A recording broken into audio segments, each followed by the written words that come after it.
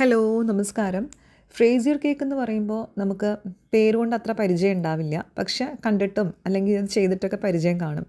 Bottom സൈഡിൽ upright ആയിട്ട് strawberry വെച്ചിട്ട് കാണുമ്പോൾ നല്ല എലഗൻറ്റ് ലുക്കായിട്ട് നമുക്ക് കിട്ടുന്ന ഒരു കേക്കാണ് ഫ്രേസിയർ കേക്ക്. ഇത് ശരിക്കും ഒരു ഫ്രഞ്ച് ഒറിജിൻ കേക്കാണ്. പക്ഷേ ഇത് കംപ്ലീറ്റ്ലി ഒരു ഫ്രഞ്ച് കേക്കാണെന്ന് എനിക്ക് ക്ലെയിം ചെയ്യാൻ പറ്റില്ല. കാരണം ഇതിൻ്റെ സ്പഞ്ച് ഡിഫറെൻ്റ് ആണ്. ഇത് നമ്മുടെ ബട്ടർ കേക്ക് തന്നെയാണ് ഞാൻ യൂസ് ചെയ്തിരിക്കുന്നത്. ഒത്തിരി കാലമായിട്ട് എനിക്കിത് ചെയ്യണമെന്ന് വലിയ ആഗ്രഹം ഉണ്ടായിരുന്നു. പക്ഷെ അതിന് സമയം കണ്ടെത്താൻ പറ്റിയിട്ടുണ്ടായിരുന്നില്ല. അങ്ങനെ ഇരിക്കുമ്പോഴാണ് മന്നയുടെ റിക്വയർമെൻറ്റ് വരുന്നത്. മന്നയുടെ ഹസ്ബൻഡിൻ്റെ ബർത്ത്ഡേ ആണ്. ഈ ബർത്ത്ഡേ എന്ന് പറഞ്ഞാൽ അവർക്ക് കുഞ്ഞുണ്ടായിട്ട് ഫസ്റ്റ് ബർത്ത്ഡേ ആണ്. അപ്പോൾ അതിന് നല്ലൊരു കേക്ക് വേണം.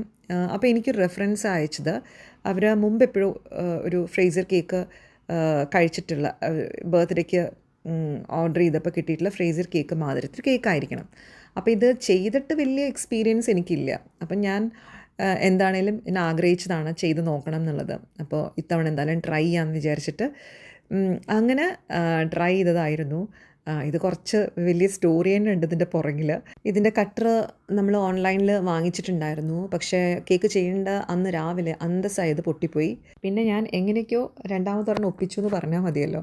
വർക്ക് കാണുമ്പോൾ സിമ്പിളാണ്, എന്നാൽ ചെയ്തു വരുമ്പോൾ അത്രയ്ക്ക് സിമ്പിളാന്ന് പറയാൻ പറ്റില്ല. കാരണം എന്താണെന്ന് വെച്ചാൽ നമ്മൾ ആ ഒരു ഫിനിഷിങ്ങിലേക്ക് കൊണ്ടുവരുമ്പോഴത്തേക്കും വളരെ ശ്രദ്ധിച്ച് ചെയ്യണം എന്നുള്ളതാണ്. കുറച്ച് കാര്യങ്ങൾ ശ്രദ്ധ കൊടുത്തു കഴിഞ്ഞാൽ വലിയ കുഴപ്പമില്ലാണ്ട് കിട്ടും. പിന്നെ ആദ്യമായിട്ട് ചെയ്യുമ്പോൾ അതിൻ്റേതായിട്ടുള്ള ഇംപെർഫെക്ഷൻസ് എനിക്കുണ്ട്. അത് ഞാൻ തുറന്ന് സമ്മതിക്കുന്ന കാര്യം തന്നെയാണ്. അത് എന്തും അങ്ങനെ തന്നെയാണല്ലോ. എന്നോട് പലരും ഇങ്ങനെ മെസ്സേജ് ഇതൊക്കെ ചോദിക്കാറുണ്ട്. ചേച്ചി ഇത് എങ്ങനെയാണ് ഇങ്ങനെ ചെയ്യാൻ പറ്റുന്നത്, അല്ലെങ്കിൽ ഇതെങ്ങനെ ഏറ്റവും ഭംഗിയായിട്ട് ആ ഒരു ഫിനിഷിങ് കൊണ്ടുവരാൻ പറ്റും എന്നൊക്കെ ചോദിക്കാറുണ്ട്. അപ്പോൾ എന്തിനും എനിക്കൊരു ഉത്തരമേ ഉള്ളൂ. നമ്മൾ എത്ര പഠിച്ചിട്ടുണ്ടെങ്കിലും നമ്മുടെ കയ്യിൽ എന്തുമാത്രം അധികം റെസിപ്പീസ് ഉണ്ടെങ്കിലും ഇത് പ്രാക്ടീസ് എന്നൊരു സംഭവമുണ്ട്. അതില്ലാഞ്ഞാൽ നമുക്ക് ഒന്നും തന്നെ നമ്മൾ ഉദ്ദേശിക്കുന്ന ആ പെർഫെക്ഷനിലേക്ക് കൊണ്ടുവരാൻ പറ്റില്ല. അതിന് കാലങ്ങൾ എടുക്കും ചിലപ്പോൾ. അപ്പോൾ ഇങ്ങനെ നമ്മൾ ഫിനിഷിങ് കഴിഞ്ഞു.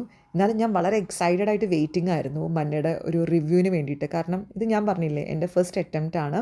പിന്നെ അവരുടെ ആ റെഫറൻസ് നമുക്ക് കിട്ടിയിട്ടുണ്ടല്ലോ. അപ്പോൾ പിന്നെ അവരത് കഴിച്ചിട്ടുമുണ്ട്. അപ്പോൾ ടേസ്റ്റും ലുക്കും ഒക്കെ അവർക്ക് എത്രത്തോളം ഇഷ്ടപ്പെട്ടു എന്നുള്ളത് അറിയാനുള്ള ഒരു കാത്തിരിപ്പായിരുന്നു കേക്ക് കൊടുത്തതിന് ശേഷം. അങ്ങനെ എന്താണെങ്കിലും വൈകുന്നേരം രാത്രി മന്നയുടെ ഫീഡ്ബാക്ക് വരികയും ചെയ്തു. ഒരുപാട് സന്തോഷം തന്നിട്ടുള്ളൊരു വർക്കാണ് കേട്ടോ ഇത്. അപ്പോൾ ഇന്നത്തേക്ക് ഇത്രയേ ഉള്ളൂ.